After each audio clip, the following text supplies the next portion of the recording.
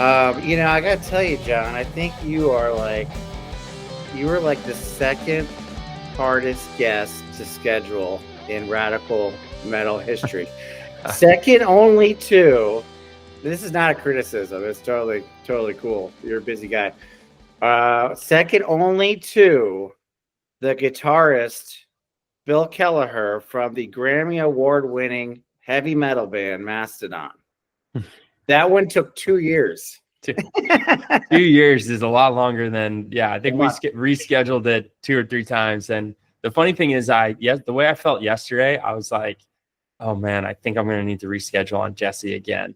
But then I was like, you know what? I'm going to not reschedule and have that be like a little motivation to kick this cold faster. And I kind of woke up this morning feeling better than yesterday. So I was like, all right, let's just assume I'm headed in the right direction here. I think I have a healing effect on people, so I think you made the right decision. I think we'll attribute that to you. I'm happy to do that. Me and my beard. You, of course, the beard. Well, I was curious, how many of these do you do? Like, meaning, I don't I call this a show. I don't call it a podcast. I don't know why I'm hung up on that. I can't think because everybody has a podcast, and I want to be unique, even if by a small amount, and call it a show, because we do a bunch of other stuff. We don't just do interviews. We play music and do cover tunes and whatnot. But for you, how many shows on YouTube do you go on, say, a week? So we do our own show for Swan every Friday that we call Swan Signal Live. So that one happens once a week. And then the kind of Bitcoin podcast circuit, I mean, there's like regulars that are doing shows all the time, and people with 1 million followers or 500,000 followers on Twitter. That's not me. But I've probably done a dozen been a guest on a dozen Bitcoin podcasts. Yeah. So separate from our own weekly show.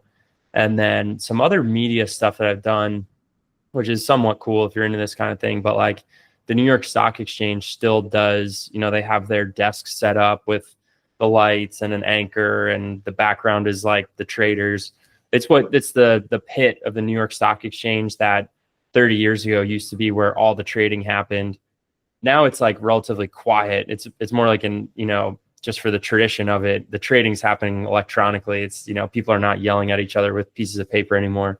Yeah. But I've done some of those media appearances with an anchor of like Schwab or Yahoo Finance or these other fintech platforms. So those are kind of cool, just to do like a live thing in the New York Stock Exchange. Is it fair to say that before you came to Swan, you were a Wall Street insider working with Goldman Sachs? Is that an accurate statement? You know what? I would say that's sounds like we have a working title for this show. Goldman Sachs Wall Street insider spills the beans on everything you could ever want to hear. Or are you a spy? Maybe they at Goldman Sachs asked you to infiltrate the Bitcoin community. You know what? I would say, if anything, Goldman Sachs probably views me as the outsider at this. I'm the one who left to go to Bitcoin, and I would wonder if I tried to get back in that building, they might not let it happen. Can we go into that a little bit? What prompted you to leave Goldman Sachs? What was the inspiration?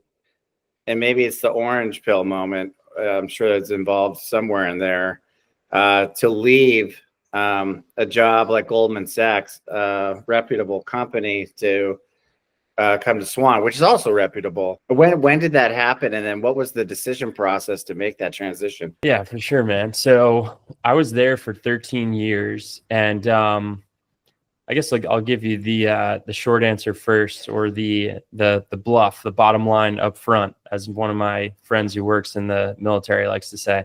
Say it every day, probably 3 times a day. Nice. Nice. You like that one? Okay.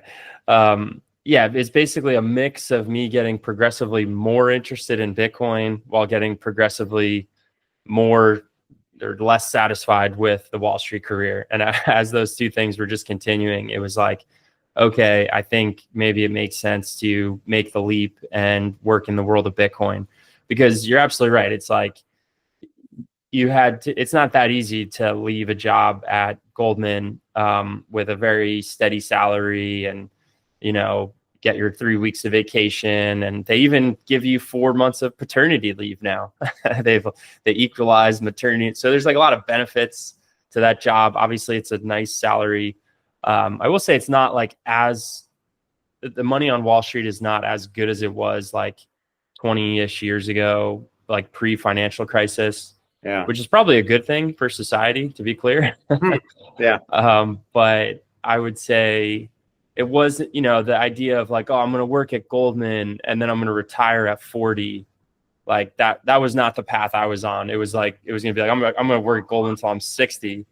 And me looking at that being like, could I be a portfolio manager of bond investments? That's what it was called, a fixed income portfolio manager. Could I do this for another 5 years, another 10, another 20? And that was just really hard to say yes to. I mean, it sounded like you're getting more and more interested in Bitcoin. You must have been somehow exposed to it, which doesn't sound surprising, even on Wall Street at some point. And then what attracted you to it? Maybe go through that progression. I'm just asking, it's probably comparable to many of us. But what's your testimony? Yeah. The Bitcoin story. So I actually have to start mine in 2008, 2009. And you might be saying, whoa, wait a minute, Bitcoin didn't even really exist back then, unless you were like a true insider or Satoshi himself, which that was not the case for me. I didn't even hear of Bitcoin until 2013. But the reason I'm starting the story in 2008, 2009 is because that was my senior year of college.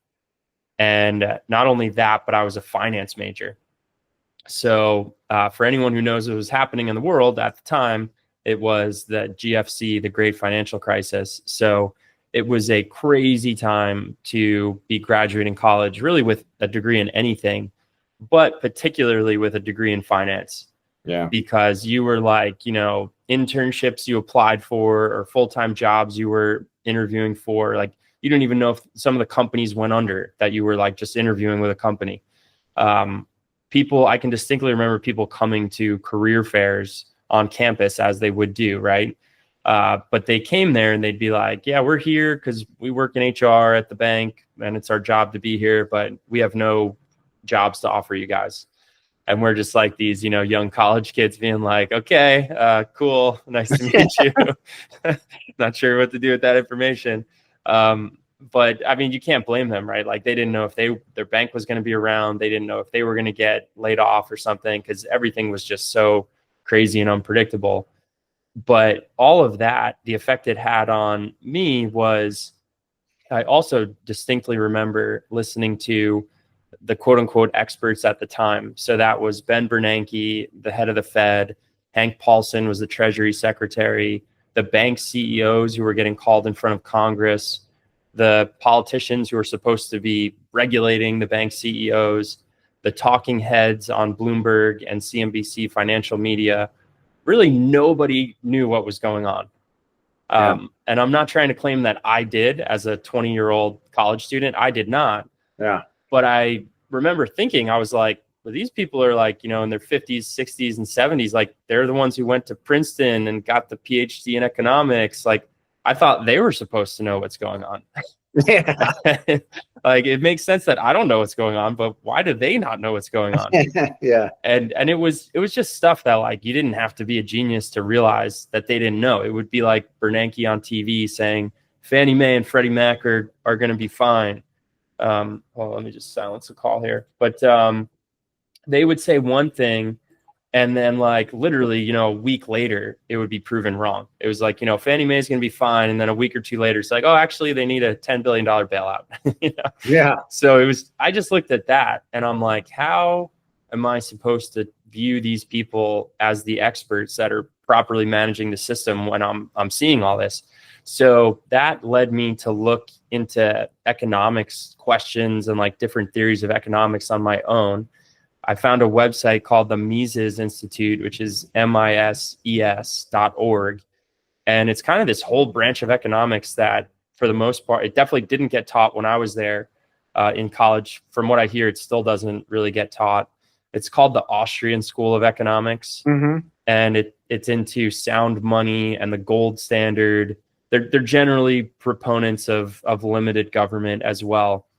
So I started reading that kind of stuff, and it made sense to me, particularly the stuff about money. Like, why was gold money for thousands of years? That was something that never got covered in any official economics class that I took. And these articles on Mises Institute, or these free PDF books, had good answers to these questions. I was just like, this just makes sense. So I kind of became a proponent of gold as money. But that was also a funny position to be in, because I was like a kid who got a job at Goldman at a time when people in my graduating class didn't know what they were going to do. I didn't even get the job at Goldman until the very end of my senior year. So on the one hand, I was just grateful to be at Goldman, and I was just like, I'll clean the floors if you need me to. Yeah. But then at the other hand, I had this like view that there was something kind of deeply wrong with the system, as I was reading about sound money and also reading about all the bailouts. And this is the first time there was QE, quantitative easing. And I was kind of like against all of it philosophically, but I was also a 22-year-old kid who, like, it's not like I was being tasked with modifying the system, right? So I was like, what am I going to do about it?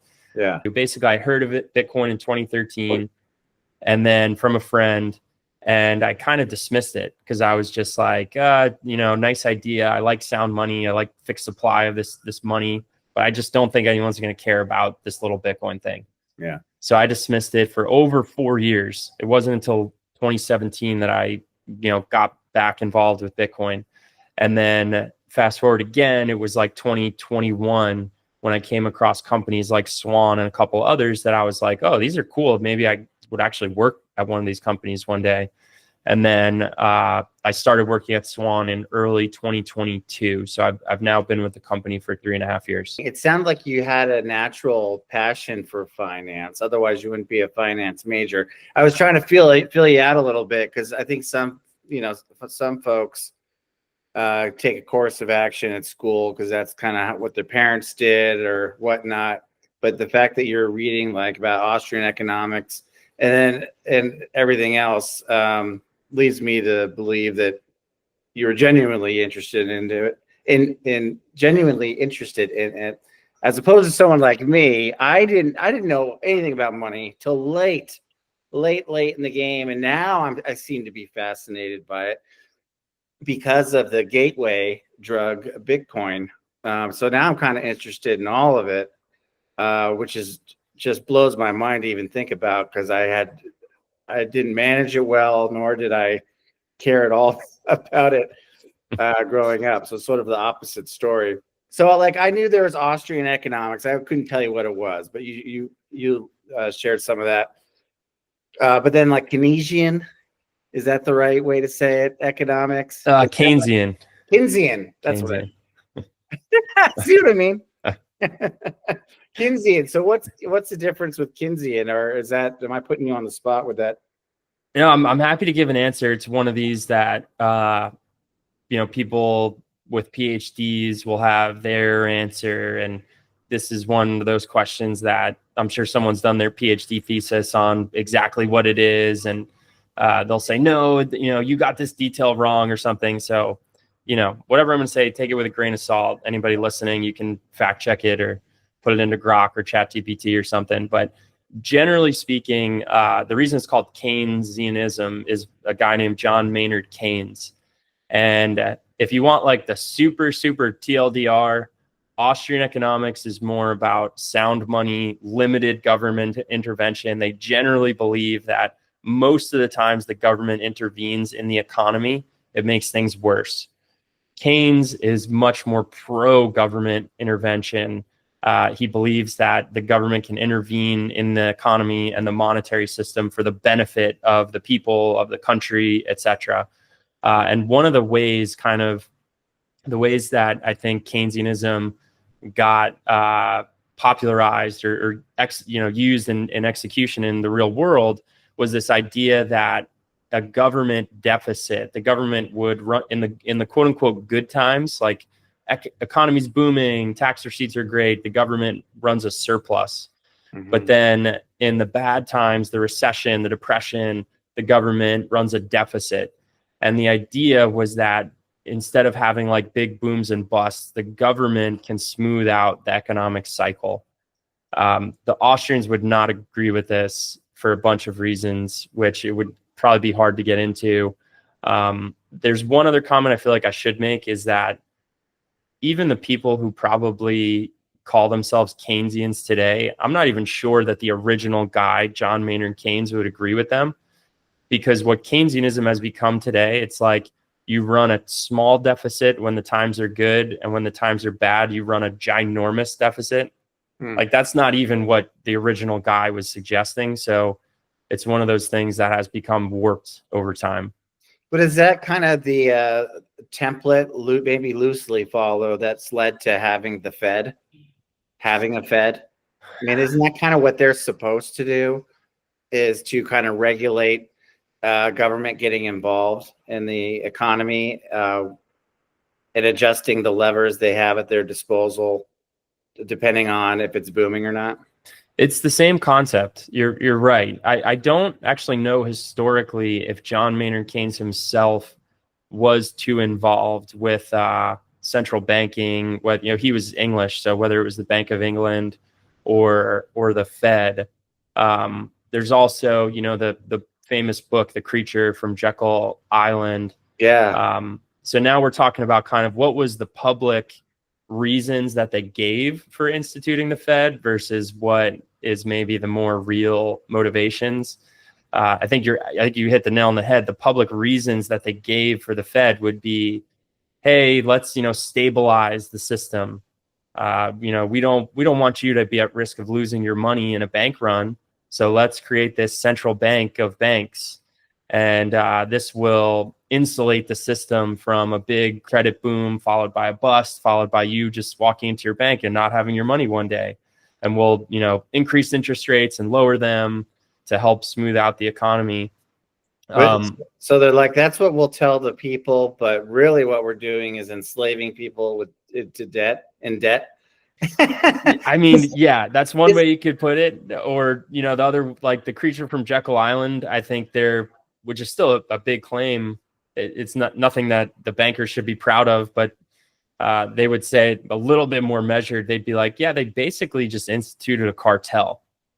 It was like, yeah, because if you let banks go under, then yes, it's bad for the people who lose their money, the depositors, but the bank also is at risk too, right? Like the bank could go out of business in a bank run. So you institute this thing called the central bank, and it's like, let's just stop bank runs. But then you really start to think about it. That's more for the benefit of the banks. And then you get into the fact that it's not really a free market. It's kind of like an old boys club of who can be a bank. And then you just start to say, this looks and smells and walks like a cartel, like a like a government sanctioned cartel. And that's probably a good definition of the banking system today. And if I haven't read the book, I've heard of the book. If I remember someone else describing the book, it was just like a small group of people that went, that powerful people, rich people that gathered and then say, hey, this is what we're going to do. And that was sort of the impetus of creating the Fed. Do I have that right? For the most part, yeah, they pretty like they're a bunch of villains from what I was listening to about it.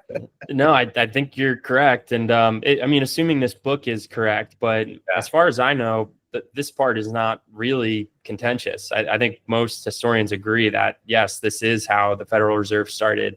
And it goes as far as these wealthy, powerful people traveling to this location pretty secretively. Like they either used code names for each other or only first names so that the staff on the train wouldn't know who they were. And it was not the most transparent process, that to say the least.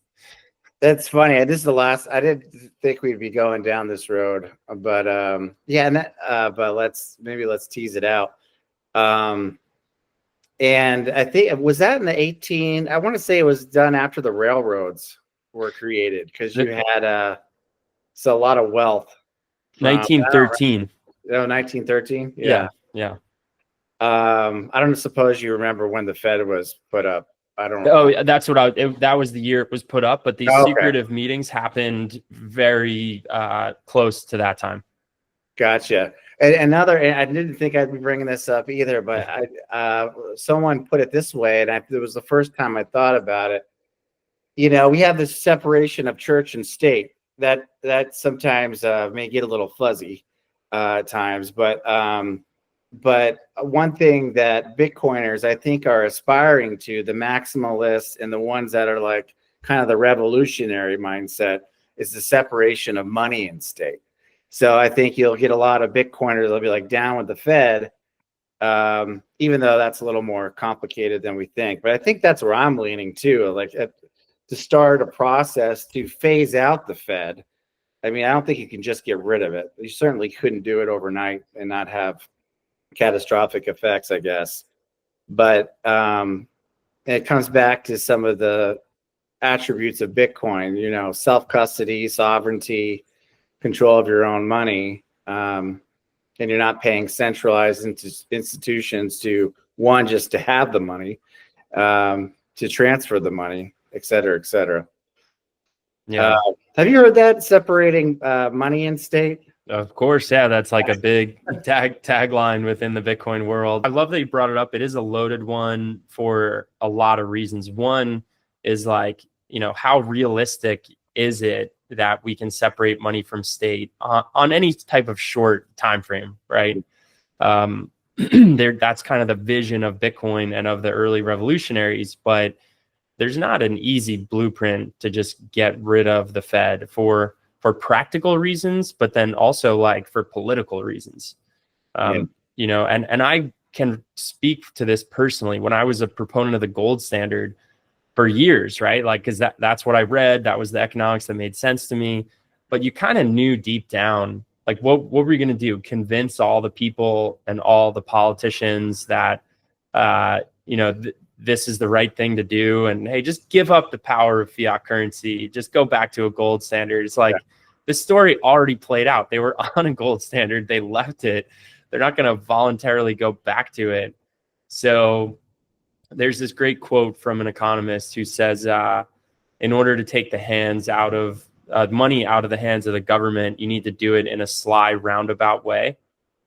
You can't just propose like, hey, this is my, you know, PowerPoint presentation on how to get rid of government control over money. It's like, that just wouldn't work. So a lot of Bitcoin enthusiasts have proposed that the sly, roundabout way is Bitcoin because it started so small. People thought it was a joke for so long. But most importantly, it's designed in a way that, at least at this stage, it's unlikely that the government could just come in and stop it. If the government declared it to be illegal in like 2011 or something, that might have been enough to just kill it. But at this point, it's probably the ship has sailed on the government just squashing it. But yeah, anyway, there's a lot of different directions to go with that whole topic of separating money from state. How are we doing on it? How long is it going to play out? Is the dollar going to be around for a while? There's a million places to go in that one. Well, it reminds me of the Genius Act. So that just passed, right? And that is more about stable coins. But a lot of people say, hey, don't freak out, Bitcoiners. This is the gateway for the next step to sign a strategic Bitcoin reserve into law, as opposed to just an executive order, but into law. So hopefully, if the next administration is not so kind to Bitcoin, they can't just erase it with a new executive order. Optimistically, I'd like to think that's a sly move. It sounds like it's supported by Cynthia Lummis, who is, as we know, a big proponent for Bitcoin.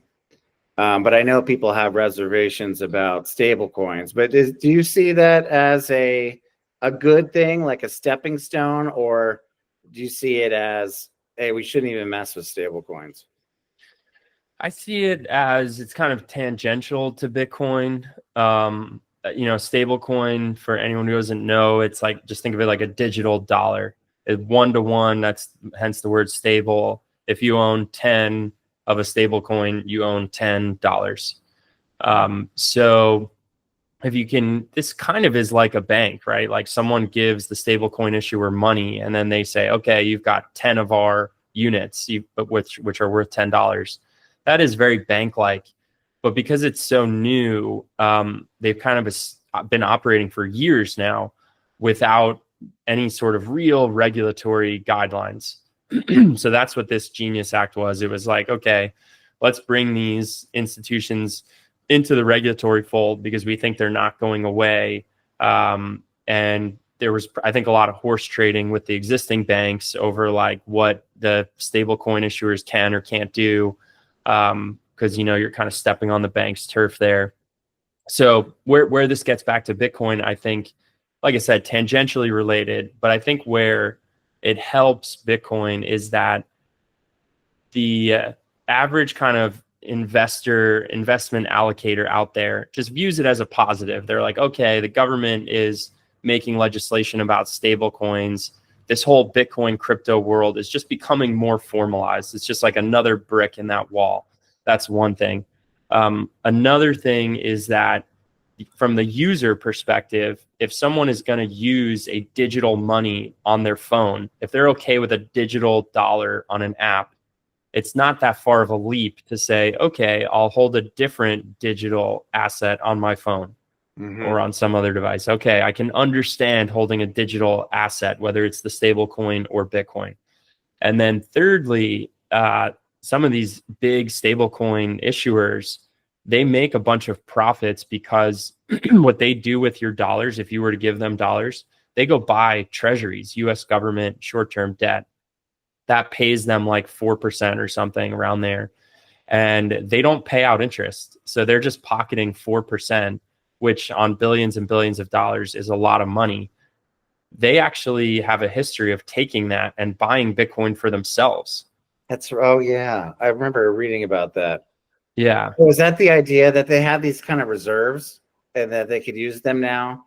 Is that part of it? Use them now to buy Bitcoin, should they choose to do so? And then another thing worth mentioning is I guess you'd call it the revocation of the OCC, that banks weren't allowed to hold Bitcoin, but now they can. And so we're close to them actually being able to even issue Bitcoin. Yeah, I think on a long enough time frame, those type of announcements from the OCC and other regulators, it points to I'm not saying this is going to happen, next month or even next year, but I think over a long time horizon, the traditional incumbents, let's call it Fidelity, Schwab, Vanguard, the banks, they will all have some sort of Bitcoin financial services. I think it's going to take years to play out, but they'll eventually do it because I think it's just something that they can't avoid. I'm really trying to educate myself on Bitcoin treasuries, Bitcoin treasury companies. So the GOAT and the primary one is Strategy, formerly known as MicroStrategy, and how they are unleashing all these products so that untapped equity out in the field and debt can actually buy I guess you might call them proxies, or get Bitcoin exposure through that if they're unable to buy Bitcoin directly, which I can't explain all of that stuff, but I know that they can't just unleash trillions and buy Bitcoin. They have to do it in a roundabout way. And that's where you get these Bitcoin treasury companies that are serving a valuable purpose, it sounds like. So the Bitcoin treasuries buy the Bitcoin, they have the stockpile, and then those companies can offer ways to buy into it that may pay dividends or may do this, that, or the other. I'm thinking of MicroStrategy because I just bought some this morning. What did I buy? Strife. I bought the Strife, or was it Strife or Strike? One of those. I can't remember. It's hard to keep track of them. But not only that, but I use Vanguard, and Vanguard is infamously known for in the Bitcoin community as being anti-Bitcoin. Yet I didn't know this till last night. They are the largest shareholder. You probably know this, but the largest shareholder of MSTR, which is strategy, Michael Saylor's company, that their whole business plan is Bitcoin. And that's how they participate. Because on the surface, they're saying, we're wary of this asset, but yet they're their largest shareholder. And then even I think there's probably, I can't recall the stories, but JP Morgan, infamously, what's his name? Jamie Dimon. Jamie Dimon. How could I forget that name? Was anti-Bitcoin, yet they not secretly, but they buy Bitcoin. I don't know if they use the same type of methods, but but the fascinating part too is that if these new products coming out of these Bitcoin treasuries are mass adopted, and all indications seem like it will be, then the wider community is adopting it involuntarily. They have to adopt it. It's kind of like one of the spokes in the adoption wheel. Some of it's voluntary and some of it's involuntary, and then you got subsections here and there between. But I just think that's fascinating, and it comes back to Lynn Alden, right? She's the one who said this: "Nothing stops this train." Right? That's the big Lynn Alden quote. If I correct me if I'm wrong. You got it. That makes me think, yes, in fact, nothing stops this train. But do you agree with that statement? And I suspect you do. And why do you agree with it? By the way, that's the first question on my list of questions that I got to. Everything else was not even in my notes. All right, good. We're on question number 1 here. Yeah. I respect Lynn a ton. I think she is one of the best analysts out there. And just to add a little color to that, I sat in a seat at a big Wall Street bank where all the other banks send you their research. So I have a lot of experience to pull from when I say, when she's a good analyst, when I say she's a good analyst, it's comparing it to people who get paid a lot of money on Wall Street to do that stuff. And just a quick general comment on Wall Street versus someone like Lynn. I feel like she sees the big picture and she can explain it well. Wall Street's almost like the opposite. You get these people who look at this one tiny slice of the market for 40 years and they're like total experts on it, but they completely forget how to look at the big picture. And it makes their research not as good because they're kind of like separated from reality to a certain extent. Can I jump on the yeah. compliment train for Lynn Alden? And maybe if she sees this, maybe she'll come on the show. But what I love about her too is her tweets. They're not all Bitcoin related. Yeah. She put some really goofy, funny tweets out there that I just love. She's kind of like a well-balanced individual and not a high-strung finance person. She's good with memes too. Yeah, and she's a board. Is it right to say she's a board member at Swan? Correct. Yeah. So we're big fans of Lynn. But I was, even before I joined, for years before I joined Swan. I think I found her work in early 2020. So yeah, her whole thesis on nothing stops this train, I think, is correct. And what she generally means by that is the path that the U.S. government in particular, but this is true for a lot of governments around the world, is really hard to stop in terms of deficit spending and the effects that has on the economy and on the currency. And anyone who's follows politics to any extent, what's one of the few things that both sides of the political aisles can agree on in the U.S.? It's basically to spend a bunch of money. Yeah. And, maybe they spend it on different things. They definitely do spend it on different things. And they'll, vilify each other for what they're spending, all that stuff, political games. But there is no fiscally conservative party. No one is really advocating for balancing the budget. In my lifetime, the people who were serious about that, it's Ron Paul. Why can I not think of the guy from Texas, Ross Perot? Oh yeah, I voted for him. There you go. So I think that was my first vote. Yeah, around when I was 18. So those are the people who I think, got the furthest along in a presidential campaign talking about balancing a budget, but they never won. And the reality is that it's not really that popular of a message to say, hey, I'm going to balance the budget. And it's funny because if you put a microphone to 100 people on the street and said, hey, should the US government be deficit spending $2 trillion per year? Probably 95% of them are going to say no. So like most people just principally are rejecting deficit spending. But then as soon as you start going down the list, like whatever your pet thing is that you want money to be spent on, what the biggest ones are: Social Security, Medicare, Medicaid, defense spending, the interest on the debt, like all these different types of benefits. Most people don't want their benefit to get cut, right? Yeah. So that's just the political reality. And then you also have this knock-on effect of, even if the government tries to do it, there's economic implications. If you cut spending a ton, then GDP goes down because government spending is a direct part of GDP, and there's knock-on effects of that. And no one wants to be the president that basically makes the country take their bad medicine, so to speak. So that's just some reasons why this train doesn't stop. And the government deficit spending on a long enough time horizon, it becomes currency debasement. It becomes inflation. Because if they're deficit spending $2 trillion per year, it looks like it's going to be at least that going forward, probably growing to 3 soon. Mm-hmm. And that's basically just a form of the dollar weakening over time. And the Fed does play a role here because eventually they'll step in and buy treasuries with money that they created out of thin air.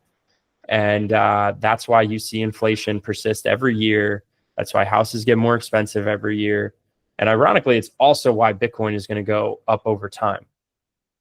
It's that the odds of a politician coming in and saying, I'm going to balance the budget at this point have become close enough that it's zero for the foreseeable future in America. Yeah, this show is called Radical Metal because I love heavy metal, but it's based off a term radical middle, meaning you got your radical right and you got your radical left. Well, who's getting radical about the middle?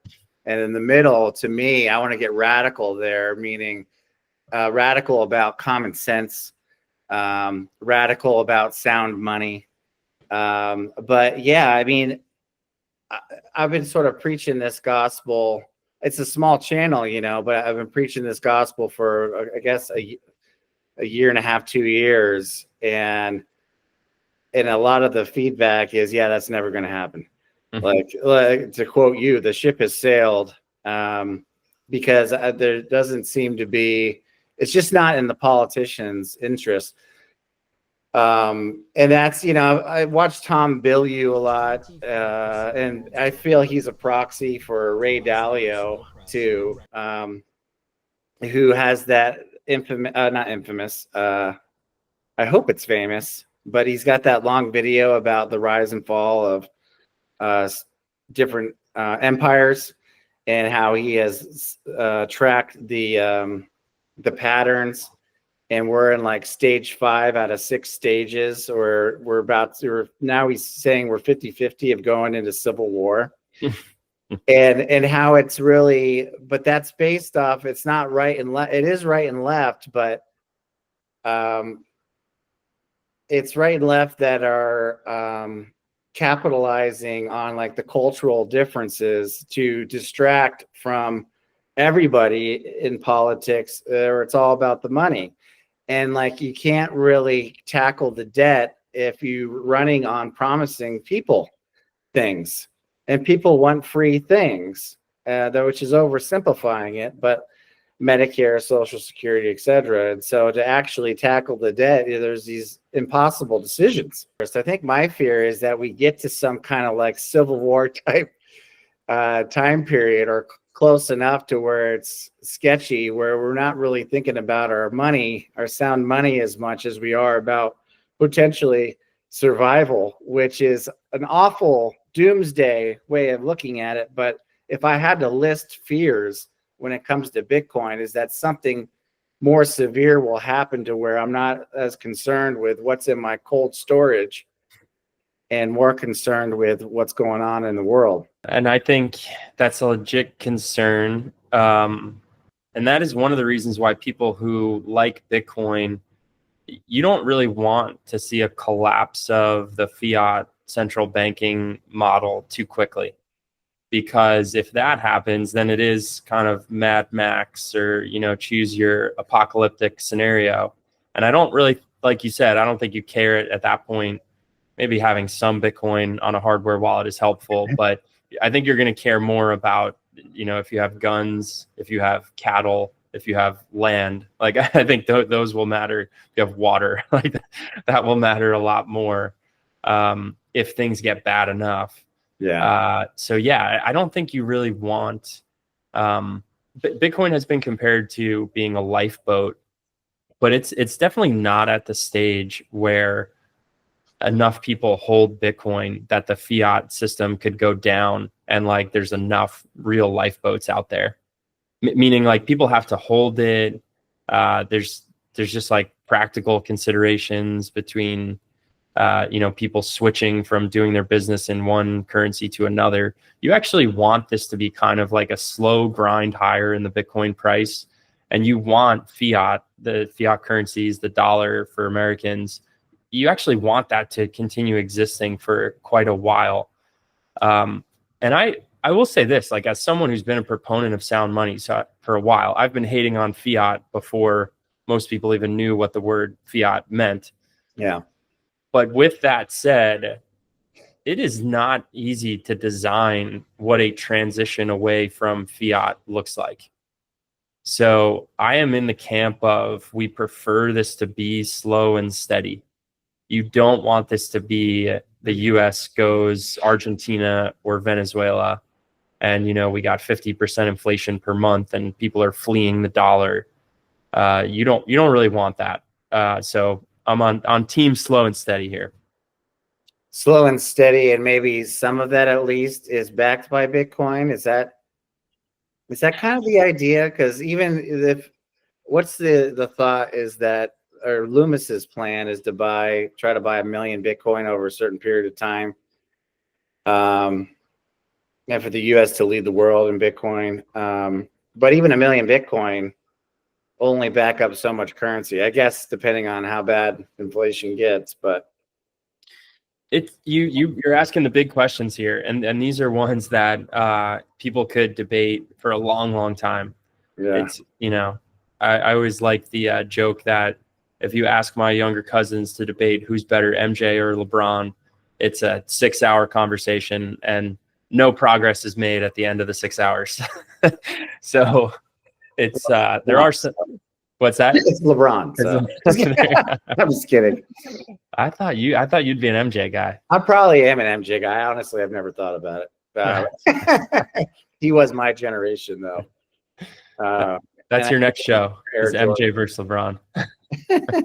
What I definitely wanted to get from you is, what is your canned elevator speech for the new person who's hearing about it, and what does that evolve to? What is it today? If I'm coming to you and be like, "Oh, you work at Swan? What is that? Bitcoin? What is it? Why would I want to buy that exactly?" Do you have a prepared response? So I will say first, the funny thing is that it's really hard to sell someone from who's on square zero on Bitcoin. Yeah. So we've kind of joked, there are some products where I guess cold calling potentially works in this world, products and services. Bitcoin is not one of them. You cannot convert somebody cold into Bitcoin. More often what happens is they will consume some piece of content that is, I don't want to say long form because it doesn't have to be like a 3-hour podcast on Bitcoin, but they'll come across a short article, or Ray Dalio will say something positive about Bitcoin. They'll be like, "Oh wait, he's a billionaire. Let me see what that guy's saying." And they'll have these tiny seeds planted over time. Maybe their friend will give them a Bitcoin book, the Bitcoin Standard or something like that. And And then they'll start to piece together that, okay, maybe I should care about this thing. And then they might start asking someone in real life questions like, all right, tell me why I should care about Bitcoin. So usually someone needs a little bit of a foundation, even if it's a small one. Yeah. If someone is generally coming to a person to just like say, hey, why should I buy Bitcoin? They're usually coming with an extremely skeptical mind. Like they're almost coming to tell you that they think Bitcoin is stupid. Yeah. And then at that point, you're kind of just responding to their criticisms. Like, oh, it isn't backed by anything. The government has to issue money. It uses too much energy. It has no intrinsic value. Fixed supply monies are bad for the economy, like on and on and on. So then if it's that kind of a conversation, you just need to understand what their hang up is and then try to pick it apart one by one. Yeah. But that does get very difficult depending on what someone's hangups are. Well, yeah, especially if they come into the conversation, they already have decided. I mean, Yes. I find myself, I haven't done a Bitcoin video in a long time because I'm kind of tired of trying to explain the value. And I know I kind of feel like it's, they say Bitcoin's kind of cult-like, and it is. And that I consider myself maybe a disciple of spreading this message. But I got to tell you, the last few months, I've just like, you know what? You don't, you're bringing it up, but I don't think you really want me to talk about it. Because as soon as I start talking about scarcity and all that stuff, your eyes are glazing over, or you've already made up your mind. I'm kind of like, you know what? You'll figure it out if you're meant to figure it out, is kind of where I land sometimes, which I know is maybe negative, but I think it's best. I can't do the reason how I got orange pilled. I was like, I feel behind the curve. I was talking to a friend. We were talking about all kinds of fun stuff about like, is this a simulation and all kinds of stuff. And I said, hey, you do pretty well off, my friend. Like, what's your secret? I feel behind the curve and I got this family and I just want to secure our future. And I feel like I need to be doing more. And he didn't hesitate. He's like, Bitcoin. And that got me in the door. And it was all like a selfish, nothing revolutionary whatsoever about it. It was more like, he's like, this will be the most asymmetric, moonshot out of all assets probably in the history of men. And so that perked my ear because I was like, oh yeah, I want something that's going to be worth a lot someday, which I think that could be an open door for some people if they understand that you'll have bumps in the road, but it's only going up, and it's probably going to go way up because nothing stops this train. Here's why. And all the liquidity that's going to be increasing, ever increasing, tends to end up there. And then maybe after that, then it's at least if they're like me, they'll start researching, why this is like, I love Saylor. He described it as, there used to be dirty water. All these people died from dirty water. And then we figured out clean water and mitigated death by 90% or whatnot due to waterborne illnesses. And Satoshi made perfect money. We figured out perfect money, and then all the kind of libertarian, kind of principles behind that as well. Then you start learning more. Then you get real excited about it. Like, yeah, I want to be a part of this revolution. At least that was for me. It took the kind of the selfish, I just want an awesome investment to get in the door, Totally, man. Yeah, we call that the NGU in the Bitcoin world, the number go up. And there's a lot of people that come in because the number go up. And then from there, they can get into different aspects of it, like the tech. Some people start to look at the tech behind it and say, wow, this is a brilliantly designed system. The cryptography, the mining and energy usage is a whole nother rabbit hole. There's a personal freedom and sovereignty perspective. There is a human rights element. Some people are using Bitcoin in the world to get around authoritarian regimes. So there's just like so many sub rabbit holes within Bitcoin. And you were saying like it's gone up a lot. It's probably going to keep going up a lot because of this. We're just headed down this path. When I like a lot of times when someone starts to come around to Bitcoin, they start thinking about, okay, what could throw us off this path? And for me, it's almost like three major issues I could see. One is there's a sound money, balance the budget president. But again, we just spent several minutes talking about why that's extremely unlikely. Number two, it would be like, solar flare destroys all electronic equipment and the internet on the planet for years. We have to rebuild from scratch. But then again, I think you care more about food and water and shelter and guns at that point. Or the like boogeyman threat that is being talked about a lot more is like quantum computing.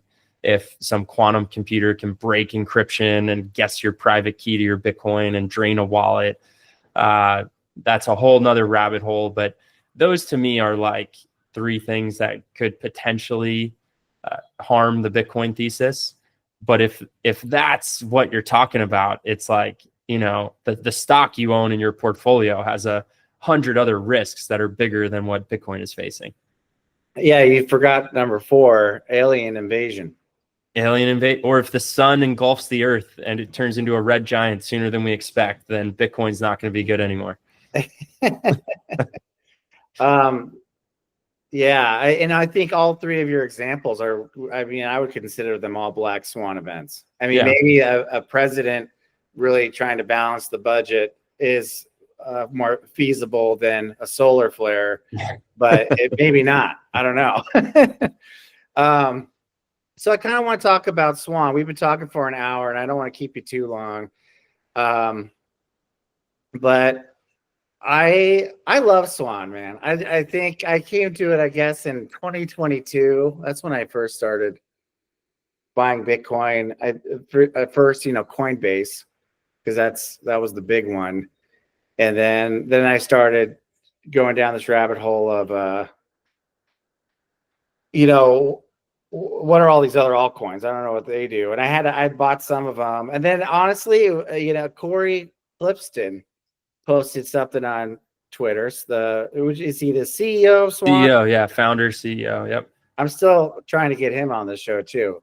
He posted, hey, if anybody sells all their altcoins, he didn't say it that way, and buys just Bitcoin, we'll give you you'll become a private member. And I did it. And then he connected me with, I forget who it was at the time because it's changed. Now I have Alex Stanzik. Okay. But yeah. I was with someone else. I apologize to whoever that was. That's all good. And so I kind of got in as a private client.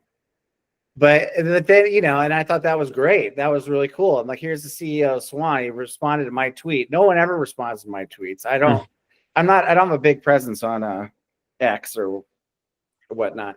So that was really impressive. And then I started learning more about Swan. Okay, so Swan is all about Bitcoin and only Bitcoin. And then educated me in why not to even mess with, all these other coins out there, because they have a CEO or it's centralized and they could print more if they wanted to. Swan's purpose is to promote Bitcoin because Bitcoin there can never be printed anymore, as well as a plethora of other reasons. But so you guys have a few products. So I now have a nice IRA with you guys, 2 IRAs. I got a Roth and a traditional IRA with you guys. I buy all of my Bitcoin through Swan for my self-custody. You guys also have a really cool product for folks that are scared of self-custody. The Vault. What's the full name of it? Is it just Swan Vault? It's called Swan Vault. Yeah. Where where the user will hold their keys and then Swan has their keys to it too, something like that. Yeah, it's like a key sharing arrangement. The best way to describe it is like, instead of a safe that has 1 keyhole on it, think like a safe and the door has 3 keyholes on it. And then you hold 2 of them, Swan holds 1 of them. And that just gives you benefits for your security, recovery, and your inheritance planning. Yeah. And then, so I think that's great. I love that. It's funny. I did a video where I was playing with an idea. I'm like, hey, all of my friends, you should send me your money. I'll buy the Bitcoin for you and I'll hold it here. And whenever you want, if you want to sell it or whatever, I'll just sell it for you, charge your fee, and give it back. I'm like, wait a minute, that's like Swan Vault. They wanted to do that. But what's great about it, I think, even though I don't use that because I do self custody for my for that portion of Bitcoin, for folks that's kind of a scary thing for a lot of folks. So it's really great to see an offering where you guys kind of take care of the hard stuff and make it easy for the user. And then I'm going to keep talking about Swan. And I think on the horizon is you guys will be offering a 401k in the not so distant future. Are you tracking that? It should be new retirement account type. So like your true 401k that most people think of, that like you work at a big corporation, that is sorry, there's a freaking fly in here. That is a harder one to accomplish because it's really the employer, that big, Fortune 500 company. They decide whether or not they're going to offer certain investment options through their 401k. There's like rules known as fiduciary rules, and the Department of Labor gets involved. And I think it's going to be a long time before, well, there was an announcement, but it's going to take some time before those true 401ks can allocate to Bitcoin. What we can do at Swan in the more near term is for self-employed people. They can set up like solo 401ks or SEP IRAs or simple IRAs. And you have a lot more flexibility in what you can decide to invest in. And that would be a way to get Bitcoin exposure in those particular retirement account types. Yeah, that's great. I was I've been stressing for months because of my 401k and just not having faith in it. And I'm like, how do I get this to Bitcoin? So the people should know that too, because I didn't. Of course, I'm a dum-dum with this stuff. But I was able to transfer a big chunk of my 401k to a Swan traditional IRA and no taxes whatsoever. And I think it was because I would have paid a penalty if that chunk could change from my 401k was from my current employer. It happened to be from my former employer. So that was freed up and I didn't have to pay any penalties or fees. And it was so easy. It was so much easier than I thought it was. And man, as soon as that went through, because it's stressful, because they send you the check. It's a big check, if you've been saving for years. And then you got to send it to, is it Equity Trust? That's the partner we use for IRAs. Yep. Yeah. So I'm trying to, Debo, if you're listening, that's my buddy. He actually he listens to all my videos. If you're listening, you better do it, man. But I think he's going to do it soon. And then I just think it's great. And it was such a relief. I'm like, finally, I got this. So it's Bitcoin. But so what some people may ask, and I think I even asked you when we met, when you came to DC, like what instills confidence in the user? Because I know it's tricky I always forget the term about, proof of reserves. I know that's tricky, especially if you're a big company. But what do you tell customers who are looking to transfer their money to you into a traditional Swan IRA to give them confidence that yes, this is backed by Bitcoin? Yeah. So I would say firstly, the type of custody that our partners use, Equity Trust in partnership with Swan, it is just pure custody. So there's the finance jargon term is rehypothecation. And what banks do, right? Most Bitcoiners know this, but the average person on the street may not. When you give your money to the bank, it doesn't just sit there. They lend it out. They do all the activities, and and you could lose it. And that's what a bank run kind of is when they make bad investments or too many people pull their money out at once. That is not a risk with any type of, if you trust Swan to hold your Bitcoin, because it is literally just sitting there in self-custody, in the custodian's custody, third-party custody for the client from their perspective. So it's pure custody, no lending, no rehypothecation. So then at that point, the things you're worried about would be that platform being hacked, them losing the Bitcoin somehow, theft or fraud within the company, something like that. So what I would say to those concerns is our team at Swan, including, our CTO, Chief Technology Officer, and many other people at Swan have underwritten how our partners do custody and gotten comfortable with it over time.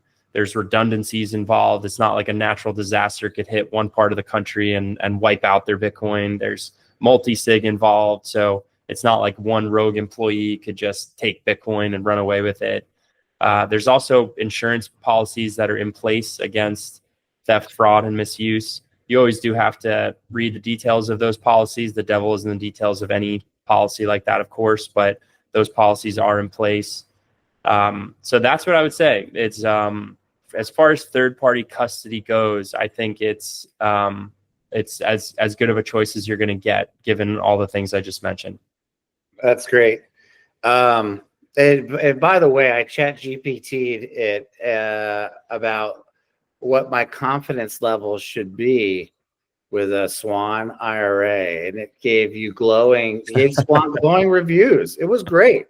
It said I forget, I should remember why, but I think it mentioned some of the things you touched on. But it was like, especially if you're a believer in Bitcoin, this is a great idea to do. So that should be encouraging, that this tool that scrapes the internet and all the information that's out there comes up with a glowing review of Swan. And your CTO, I'm very impressed with him. He's kind of new, right? What's his name again? If you're thinking of Jan Pritzker, he's one of the co-founders. So he's you might be thinking of CIO. CIO, Chief Investment Officer, is Ben Workman. He is pretty new. Yeah. He's very articulate. Been impressed with his answers on some of these shows I've been watching. And sure. What is your title there at Swan? So I am managing director on the Swan Private team, and I would describe Swan Private in one sentence as like a private banker or a wealth advisor, but for everything related to Bitcoin. So I spend 80% of my week just making sure our clients are getting their questions answered. That's existing clients with questions they have, and also all the new clients that come to us every single week that want to talk to someone. I'm speaking with them as well. And at this point in the game, I'm sure there's some days you feel some ways and some days maybe other ways, but is your job, does it feel like a mission? Or does it feel like a job? It definitely feels more like a mission. The way I would answer that question is, I would say in 3.5 years at Swan now, I have never thought, oh man, I wish I were back at my old job at Goldman Sachs on Wall Street doing what I was doing there. Yeah. And that is, I had to take a pay cut to leave Goldman. And, like I said, there's some cushy benefits at Goldman, easier to take a vacation, 4 months paternity leave. So even with that, I prefer doing what I'm doing now, no doubt. Oh, that's great. That's good to hear. Let me ask you this. Is there anything that you wish I would have asked you that I didn't ask you? Oh man, there's so much in Bitcoin, and you did ask a lot of good, core questions. I guess one thing we could have gotten into was Bitcoin and politics. I think that is an interesting thread to pull on. Again, it's one of those things, could be a 6-hour conversation, but I think there is something interesting to talk about there, how it's become, for now, it is more people on the right are fans of Bitcoin than people on the left. I don't think it really needs to be that way. And I hope it changes over time. That drives me crazy, by the way. Yeah. Especially with me being a radical middle ambassador. Yeah. It drives me nuts. I think both sides are nuts, but there's a lot of value in both sides, and you got to acknowledge it and give credit where credit's due, and be critical of both sides, and just again try to get back to common sense as a responsible citizen, maybe if not a politician that will get crushed as a third party candidate, but we'll see maybe one of these days. So that does lead to another fear I have, or maybe it's one that should be addressed. Trump, as we know, is a huge proponent of Bitcoin and crypto. It's why we're moving. He's a big reason, whether you like him or not, why this is moving very quickly right now and swiftly. And you're seeing things like the Genius Act and executive orders for a strategic Bitcoin reserve. What if when's the next election? 3 years or so? Midterms and next year. But midterms, and then what if let's just jump to the next presidential election, and a Democrat is voted in. I know it's hard to say. I mean, it's hard to say, but that's another fear I think some people have. I don't know if I have it, but that Democrats are going to come in and screw up all this traction we've gained with a pro Bitcoin president. Yeah, it's a good one. I would say it's not a big fear of mine given where we are. If this was 10 years ago, then I would be more worried. But I think there's going to be enough inertia and enough progress that has been made with Bitcoin getting entrenched in the system. Since 2014, the IRS has had guidance that says Bitcoin gets treated as property from a tax perspective. Public companies, obviously MicroStrategy is the most high profile one, but now there's dozens, if not hundreds, of publicly traded companies who own Bitcoin on their balance sheet. That's been legal the whole time. It's been legal for individuals to own Bitcoin this whole time. We're getting guidance that you referenced that banks can now hold Bitcoin. Billionaires hold Bitcoin. That's a big one. The billionaires are going to make sure that their Bitcoin holdings get protected properly, better than you and I ever could. So that they're not just going to stand for some president to come in one day and say Bitcoin's illegal now, or Bitcoin's really harshly treated. You have politicians like Cynthia Lummis pushing for. Trump did the executive order with the strategic Bitcoin reserve. Cynthia Lummis wants to make it even more official.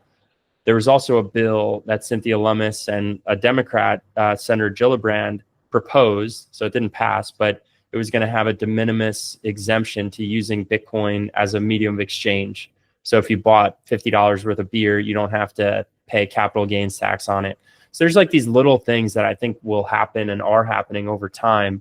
That's going to be really hard for a president to just come in and be like, hey, I know 3.5 years from now, Bitcoin's going to have been around for 20 years. So it's going to be really hard to say, I know Bitcoin's been treated this way for 20 years. And, you're adopting it more and more, especially in recent years. And now I'm going to change all that.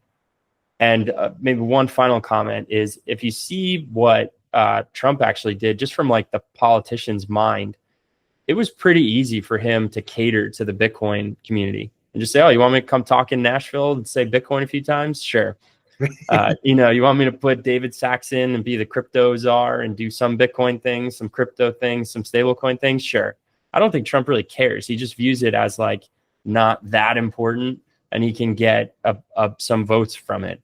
So whoever goes against, and the other side of it is Elizabeth Warren does not have a good track record of becoming more popular for being the most outspoken anti-crypto, anti-Bitcoin person. So I think the politicians themselves are also going to look at this and say it's further entrenched. There's not a ton of upside for me to upset the apple cart here. So that's why I think it is a fear we should talk about, but I'm not particularly concerned with it. I think that's a great positive note to end on, John. I really appreciate you, man. When are you coming back to DC? I will. I actually have a date because there's BTC in DC, the conference. Oh, yeah. So September 30th, I think, is the date. Can you guys get me a VIP ticket since I'm one of your private clients? We can get you a discount on it. Really? Yeah, I think it's like a 10 or 15% discount. So it's nothing too crazy, but it's something. I've been eyeing it. I'm eyeing it. It's like, or could I just buy more Bitcoin? That's always the question. Hey, well, thanks for your time, man. Go home to your family. Thanks for agreeing to meet with me, even though you're feeling a little bit under the weather. Really appreciate you, sir. And maybe if you guys do a happy hour when you come back, at the very least, I'll definitely make it to that and see some of those jokers. Yeah, no, for sure. That I think that would be a good group there. And yeah, man, thanks for inviting me on. It was a fun conversation. And yeah, hopefully my voice wasn't too tired, but this was fun. No, it was great, man. I really appreciate you. And hey, we'll talk soon, I'm sure, at some point. All right. Yeah, you go back to that group of rogue kids you got there, it sounds like. I will. All right, man. Have a good night. Yeah, you too. Bye.